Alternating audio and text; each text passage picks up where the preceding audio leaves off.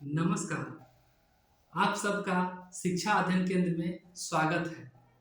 हम यहाँ पाठ्य पुस्तक पर आधारित कुछ विषयों का समग्र अध्ययन करते हैं और किसी पाठ को दो तरीकों से अध्ययन करते हैं। पहला उस पाठ पर सामान्य समझ बनाते हैं, दूसरा उस पाठ का गहन अध्ययन करते हैं। आइए आज क्लास 8 के इतिहास विषय के चैप्टर शिल्प और उद्योग की चर्चा करते हैं। इसे हम 3 वीडियो में बांटेंगे। आज पहला इसका वीडियो है शिल्प और उद्योग, जैसा नाम से ही है क्या, क्राफ्ट एंड इंडस्ट्री। ये 1854 से पहले, 1854 हम लिए हैं समझने के लिए। 1854 से पहले हमारा देश में उद्योग और शिल्प की क्या स्थिति थी, तो इसको हम दो तरह से लेंगे, अंग्रेजी शासन से पहले और अंग्रेजी शासन के बाद क्या स्थिति थी। तो अंग्रेजी शासन से पहले हम लोग देखते हैं। अंग्रेजी शासन से पहले हमारा शिल्प और उद्योग कैसा था। शिल्प और उद्योग कैसा था? अंग्रेजी शासन से पहले हमारा शिल्प और उद्योग विकसित था। कैसा था? विकसित था। विकसित था, आत्मनिर्भर था, दूसरे पर डिपेंड नहीं था। शिल्प और उद्योग से क्या अभिप्राय है? पहले हम लोग देखते हैं शिल्प और उद्योग का क्या सामान्य परिचय। शिल्प, क्राफ्ट और इंडस्ट्री, इसका क्या अर्थ लगा सकते हैं, बताओ। शिल्प और उद्योग में क्या होता है? क्या होता है बताओ? वस्तु का निर्माण होता है। क्या होता है? निर्माण। तुम लोग बोलो, निर्माण होता है। चलो, कोई भी वस्तु का निर्माण होता है। अब निर्माण हुआ शिल्प और उद्योग जब निर्माण बड़े पैमाने पर हो।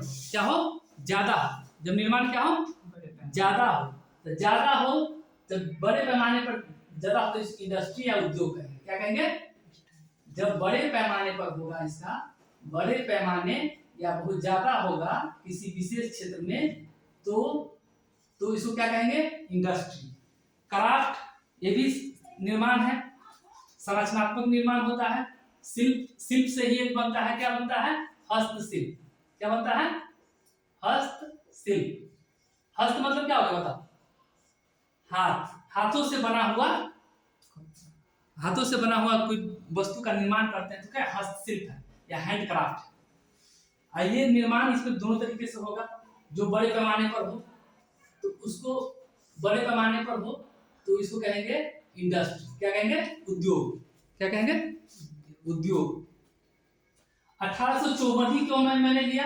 1854 इसलिए क्योंकि हमारे देश में सबसे पहला कपड़ा का कारखाना 1854 में खुला। कारखाना मतलब मशीन पर आधारित। ऐसा नहीं कि कपड़ा का पहले नहीं था, पहले भी था। पहले हम लोग का मेन जो उद्योग था, कौन उद्योग था? वस्त्र उद्योग या कपड़े। प्रमुख कौन उद्योग था? कपड़ा उद्योग या वस्त्र उद्योग। क्या था? वस्त्र उद्योग। हम लोग का मेन कौन उद्योग था? वस्त्र उद्योग। अब वस्त्र उद्योग ये प्रमुख हम लोग का उद्योग था। इसी से हम लोग का इकोनॉमी क्या था? आत्मनिर्भर था। कैसा था? अर्थव्यवस्था आत्मनिर्भर था। और ये वस्त्र उद्योग जब व्यापार होगा तो क्या दो चीज व्यापार होगा तो क्या होगा? निर्यात और आयात होगा। क्या होगा? निर्यात और आयात। बताओ, निर्यात मतलब क्या हो गया? Export import. क्या कहेंगे? Export import. आयात, अगर हम अपने देश में कुछ वस्तुएं उत्पादन करते हैं और उसको बाहर भेजते हैं तो उसको क्या कहेंगे? निर्यात। अगर दूसरे देश से हमारे देश में सामान आता है उसको क्या कहेंगे? आयात। आना जाना, आयात निर्यात। तो उस समय निर्यात के क्या होता था? तो हम लोग का कैसा उद्योग था? कपड़ा का उद्योग। कैसा था? कपड़ा का उद्योग। तो हम लोग होता था लगभग, हम लोग किस कंट्री के साथ होता था? एशिया और यूरोप के साथ। किसके साथ? एशिया यूरोप के साथ होता था। तो निर्यात क्या क्या होता था? होता था मलमल के कप, मलमल था, मलमल, मलमल था, छीट था। ये सूती मलमल छीट क्या है, ये सूती वस्त्र पर ही, मलमल क्या हो गया, सूती वस्त्र का, सूती वस्त्र का ही बना होता है, जिस पर क्या होता है, बहुत महीन बारीकी से काम करते हैं। मलमल को कुछ अंगूठी, अंगूठी होता है जो पहनते हैं, उसमें अगर हम मलमल के कपड़ों को निकालते थे तो पूरा निकल जाता था। कुछ गज कपड़ा उसको निकालते थे, क्या होता था, उसमें पूरा निकल जाता था, इतना पतला होता था। तुम लोग को मोबाइल में दिखा देगा इसमें मलमल का कपड़ा पहले कैसा होता था। उसको लगभग बुनाई 6 महीना लग जाता था बुनने में, उसको बुनने में लगभग 6 महीना लग जाता था खाली, इतना महीन था। तो ये मलमल का कपड़ा होता था, कहाँ होता था, ये ढाका, ढाका में होता था। ढाका कहाँ, अब बांग्लादेश में चला गया, वहां से लखनऊ, लखनऊ में भी। तो ये मलमल का कपड़ा, छीट, छीट क्या हो गया, छीट भी सूती वस्त्र है, क्या है, सूती वस्त्र। सूती वस्त्र पर क्या होता था, जो कॉटन कपड़ा है, सूती वस्त्र पर क्या होता था, एक डिजाइन बनाते, क्या डिजाइन, तो वो छीट है। एक गाना भी है अति कुर्ते पर छीट लाल लाल, तो उसी छीट क्या होता था, सूती वस्त्र पर एक डिजाइन बनाया जाता था, रंगीन, रंग बंधक, तो वो छीट होता था। ये सब का निर्यात होता था। आयात क्या होता था, आयात क्या होता था, और इसके निर्यात, और इसके अलावा भी खाद्य वस्तु भी होता था, जैसे चीन से, चीन से क्या होता था, चीन से क्या होता था, कुछ खाद्य वस्तु भी होता था। जैसे चीन से क्या होता था, चीन से क्या होता था बताओ, चीन से क्या होता था, चीनी मिट्टी, चीनी मिट्टी से बना हुआ, चीनी मिट्टी बना हुआ चाय होता था, क्या होता था, चाय। चीन से चाय होता था। अरब से क्या होता, अरब से, अरब से, अरब से, अरब से कहवा, कहवा मतलब क्या होता है बताओ, कॉफी, जिसको कॉफी पीते हैं, कॉफी पिया है, कहवा, शहद, शहद मतलब क्या, मध, कहवा, शहद, खजूर, ये सब कहां से होता था, अरब से। चीनी मिट्टी, चाय, ये होता था आयात, हम लोग के आयात होता था, ये आयात होता था, आयात हुआ यहाँ से, ये सब होता था। इंडोनेशिया से क्या होता था, इंडोनेशिया से क्या होता था, मसाला होता था, क्या होता था, मसाला, बहुत कम होता था लेकिन ज्यादा हम लोग का निर्यात होता था। मसाला, और क्या होता था, मसाला, और क्या होता था, इत्र, इत्र मतलब क्या होता है, इत्र मतलब जो सेंट कहते, क्या सेंट, ये इंडोनेशिया से ये सब आयात होता था। निर्यात तो ये हो गया मलमल और छीट, ऐसे सूती कपड़ा में सब डिजाइन है। एक होता था, एक पटोला, अहमदाबाद में होता था पटोला, क्या है, पटोला, पटोला क्या है, रेशम कपड़ा पर डिजाइन होता था, क्या होता था, रेशम, रेशम, रेशम कपड़ा, वो तो रेशम पर है, पता है कैसा कपड़ा होता है, उस पर क्या होता था, काम होता था, उसको पटोला कहते थे। ये अहमदाबाद, ये सब में, ये सब अहमदाबाद में इसका उत्पादन होता था।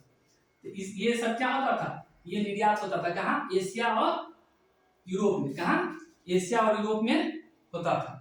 और कुछ माल क्या होता था, बाहर से भी आता था, जैसे चीन से क्या हुआ, चाय, चीनी मिट्टी, चीनी मिट्टी का बर्तन देखा है, चाय पीते हैं। इंडोनेशिया से मसाला, सेंट, अरब से क्या हो गया, कहवा, शहद, खजूर, ये सब क्या हो गया, यहाँ से आता था। तो व्यापार में यही, व्यापार में ये सभी तरह आयात में कौन कौन माल और निर्यात में क्या, ये सब ऐसे व्यापार चलता था हम लोग का। और क्या था, व्यापार कैसा था, समृद्ध था, विकसित था। अंग्रेज के आने से पहले।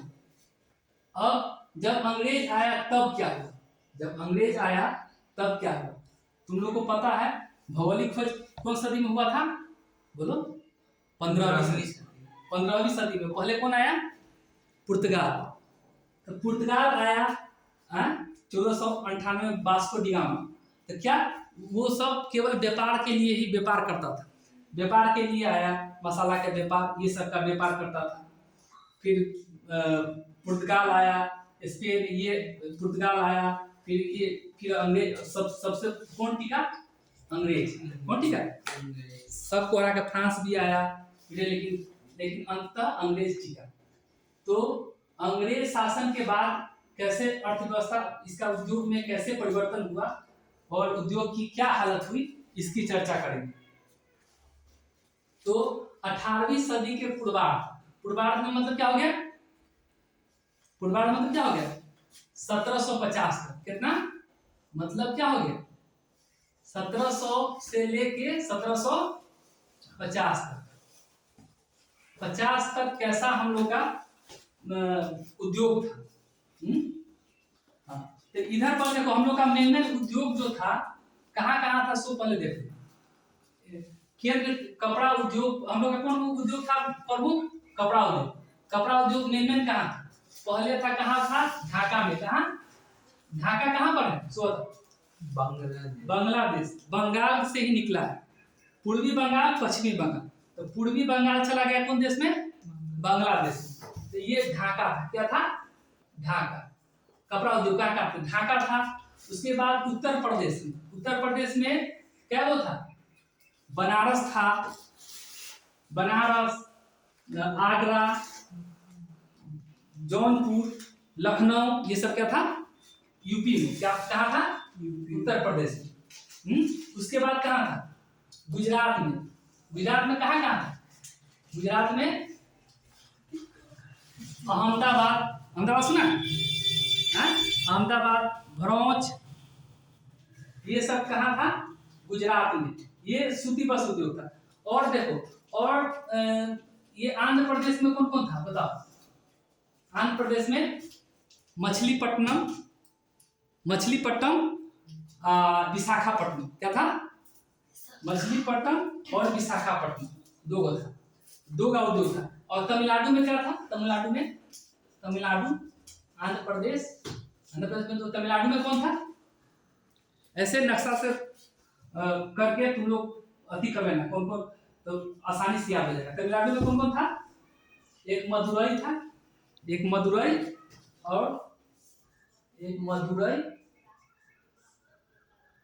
और एक क्या था? कोयम्बटूर। मदुरई, कोयम्बटूर, ये तमिलनाडु में था। उसके बाद कहाँ था? कर्नाटक में। कर्नाटक में कौन था? बंगलोर। कौन था? बंगलोर। तो हम लोग का देखो सूती वस्त्र का उद्योग कितना पूरा भारत में फैला हुआ था, देख रहा है? गुजरात, उत्तर प्रदेश, बंगाल, आंध्र प्रदेश, तमिलनाडु, कर्नाटक, सभी जगह है। समझ रहा है कि नहीं? तो सभी जगह क्या है? ये कपड़ा उद्योग फैला हुआ था। अंग्रेज के आने के बाद क्या हो गया? दिक्कत क्या हो गया? सो देखो 1700 में ये आया। 1750 तक क्या हुआ? 1750 तक केवल ये क्या काम करता था? केवल 1750 तक ये सब अंग्रेज चाहे यूरोपीय कंपनी था, वो एक ही काम करता था, जो भारत में तैयार माल है। क्या है? तैयार माल, उसको ले जाके क्या करता था? जिसे तैयार माल को ले जाके इंग्लैंड में क्या करता था? बेचता था। क्या करता था? बेचता था, बस बेचता था। तब देखो, अगर ये क्या किया, भारत में तैयार माल को ले जाकर यूरोप में, इंग्लैंड में, यूरोप में और भी देश में बेचता था। तो इसका सामान बहुत ही उत्कृष्ट होता था। क्या होता था? उत्कृष्ट, बहुत ही अच्छा होता था। तो ये इसका मांग बढ़ने लगा। यूरोप में क्या हुआ? मांग क्या हो गया? बढ़ने लगा। अब बताओ, अगर भारत के सामान का मांग बढ़ेगा तो यूरोप में तो बहुत यूरोप देश में तो वहां का उद्योग क्या होगा? धीमा पड़ेगा कि नहीं? उसका हम लोग का सामान पसंद कर रहा है, उसका देश का सामान नहीं पसंद हो रहा है। तो मांग बढ़ेगा तो ये क्या किया? ये तो इंग्लैंड क्या किया, देख रहा है कि मांग बढ़ रहा है, इसलिए ये चाह रहा था कि भारत के उद्योग को कम किया जाए, क्या किया जाए, अपना उद्योग बढ़ाया जाए।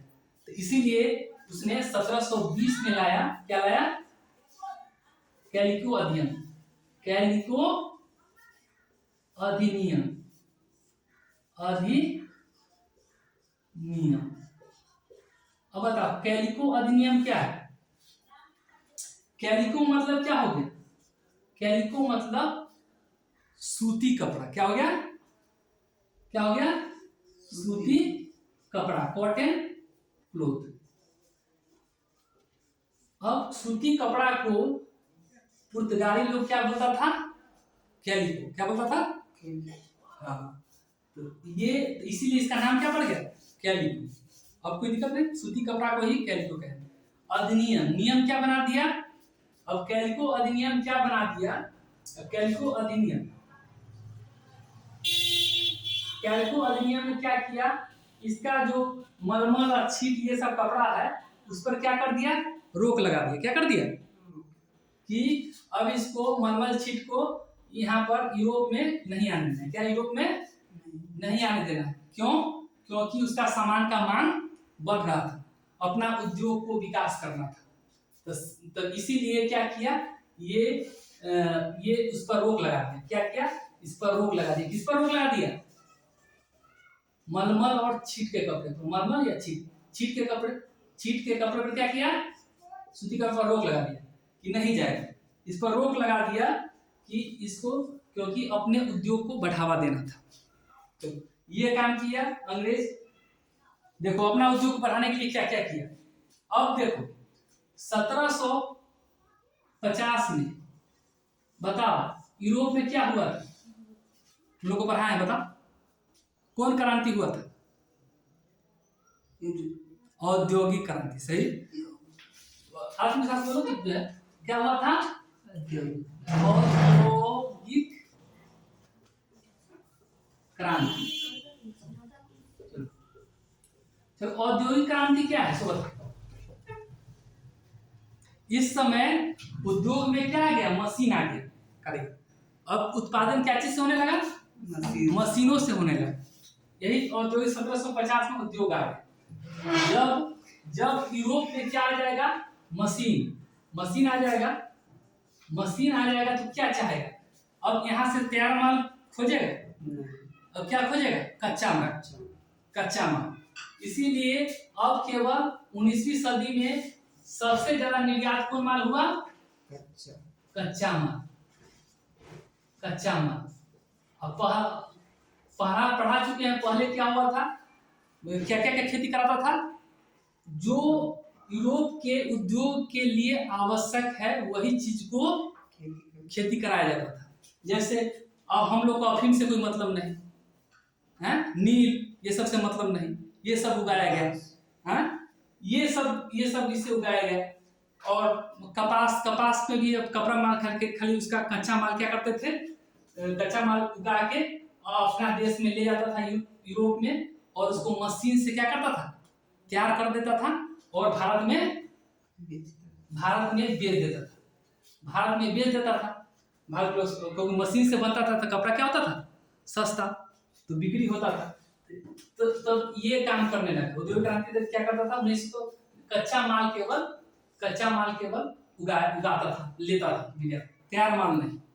तब देखो और आगे क्या किया, और इससे भी नहीं था, आगे क्या किया, 1813 में क्या किया, मुक्त व्यापार नीति। क्या किया, मुक्त व्यापार नीति। अब देखो ये देखो, पहला तो चाल कैलिको अधिनियम से हम लोग पर अति रोक लगा दिया। दूसरा क्या किया, मुक्त व्यापार नीति। कच्चा माल ले जाता था, तब पर भी हम लोग का माल जाता था, तब पर भी क्या होता था, हम लोग का सामान का मांग क्या था, बढ़ रहा था, क्योंकि हम लोग का सामान कैसा था, बढ़िया था। इसीलिए क्या कर रहा था, हम लोग यूरोप में इसका मांग क्या था, ज्यादा था। तब पर भी ये लाया 1813 में मुक्त व्यापार नीति। अब मुक्त व्यापार नीति क्या है, सो बताओ। मुक्त व्यापार नीति पर पढ़ा, ये क्यों लाया, क्या है, पहले तुम लोग को बताए थे 1600 में ईस्ट इंडिया कंपनी था, उसको उसको उसको क्या था, एकाधिकार था। क्या था? एकाधिकार मतलब क्या कि यूरोप में केवल वही कंपनी व्यापार कर सकता था, दूसरा कंपनी को इजाजत नहीं था। इंग्लैंड में, केवल इंग्लैंड में वही कंपनी एलिजाबेथ प्रथम जो किया था कि उसको दिया था कि एकाधिकार था। तो इससे इससे क्या हो गया, एकाधिकार खत्म हो गया। ईस्ट इंडिया कंपनी का एकाधिकार क्या हो गया, एकाधिकार खत्म हो गया। एकाधिकार खत्म हो गया मतलब अब दूसरा कंपनी भी जा सकता था और जा सकता था। ये एकाधिकार खत्म कर गया। किसका खत्म हो गया बोलो, ईस्ट इंडिया कंपनी। अब इसका एकाधिकार खत्म हो गया। अब एकाधिकार खत्म हो गया, अब दूसरा कंपनी भी जाने लगा, व्यापार करने लगा। और ये नीति कैसा था, एक तरफा। क्या था, एक तरफा। एक तरफा क्यों बोल रहे हैं, तो एक तरफा कैसा था, एक तरफा। एक तरफा मतलब कहने का मतलब क्या, एक तरफा कहने का मतलब क्या, क्यों एक तरफा, इसलिए क्योंकि जब यहां से सामान जाता था, क्या होता था, इंग्लैंड में यहां से सामान जाता था भारत से, तो इस पर क्या लगता था, आयात कर। क्या लगता था, आयात कर। आयात कर, यहां से आया माल तो इस पर लग गया आयात कर। अब इस पर हम कोई सामान ले जाएंगे, हम माने कुछ बेचना है, हाँ, यही सामान ले गए, इंग्लैंड चला गया, 5 रुपया के, उसमें माने 2 रुपया लगा दिया टैक्स, कितना रुपया हो गया, 7 रुपया। 7 रुपया हो गया, तब क्या हो गया, इंग्लैंड में ये सामान महंगा हो जाएगा। इसीलिए हम लोग का उद्योग खत्म करने के लिए आयात कर लगाते हैं। लेकिन जब यूरोप से सामान आता था तो उस पर आयात कर था कि नहीं, हाँ, इस पर आयात कर नहीं था, आयात कर नहीं था। इंग्लैंड का सामान भारत में आता था, उस पर आयात कर नहीं था, इंपोर्ट टैक्स। लेकिन यहाँ पर जाता था इंग्लैंड में, तो इस पर हम लोगों को क्या देना पड़ता था, आयात कर। तब बताओ कि किस तरह से दो तरफा, एक तरफा नीति था, मुक्त व्यापार नीति। ये ऐसा होगा तो क्या होगा बताओ, पूरा कच्चा माल जा रहा है उधर, हम लोग को उद्योग में जो आवश्यक माल है उसको नहीं होगा, जो बाहर यूरोप में, इंग्लैंड में जो आवश्यक है उस माल को उगाया जाता था, तो हम लोग का उद्योग क्या होगा, सो बताओ, खत्म हुआ कि नहीं। तो इसी तरह से हम लोग का उद्योग क्या हो गया, पतन हो गया। क्या हो गया, पतन। पतन मतलब गिर गया, उद्योग का पतन हो गया। मतलब क्या, उद्योग में लगा हुआ व्यापार धीरे धीरे खत्म होने लगा। तो ये धीरे धीरे खत्म होने लगा, तो जो उद्योग में कारीगर काम करते थे वो अब कहाँ जाएगा बताओ, उद्योग छोड़ेगा। उद्योग छोड़ के कहाँ जाएगा, खेती की ओर। क्या जाएगा, खेती की ओर। जब ये खेती की ओर जाएगा, कारीगर जाएगा खेती की ओर, तो क्या हो जाएगा, उस अवस्था को क्या कहेंगे, विऔद्योगिकरण।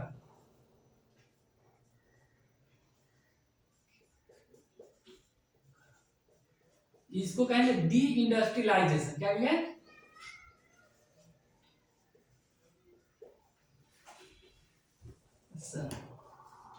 डी इंडस्ट्रियलाइजेशन मतलब विऔद्योगिकरण।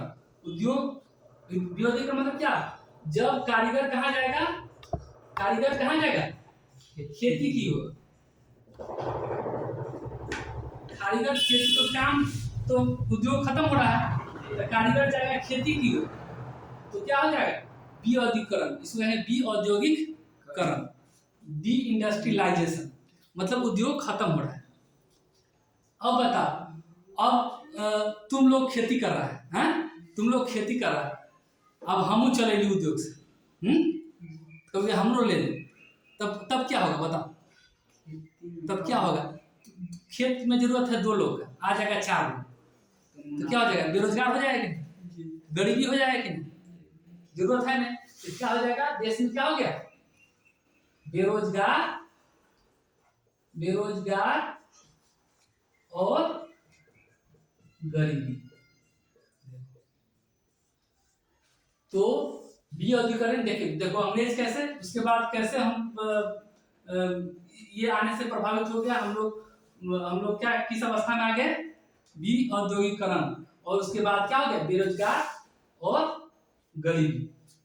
तो हमने इस वीडियो में समझा शिल्प उद्योग 1854 से पहले कैसा था, अंग्रेज के आने के बाद कैसे पतन हो गया, ये सब समझे। अगला आज इतना ही, अगला वीडियो जल्द ही इस पर हम लाएंगे। आशा करते हैं कि मेरा यह कार्य आप लोगों को सार्थक लगा होगा। अगर सार्थक लगा है तो मेरे इस चैनल जैस मोटिवेशनल एंड एजुकेशन को सब्सक्राइब एवं लाइक करें।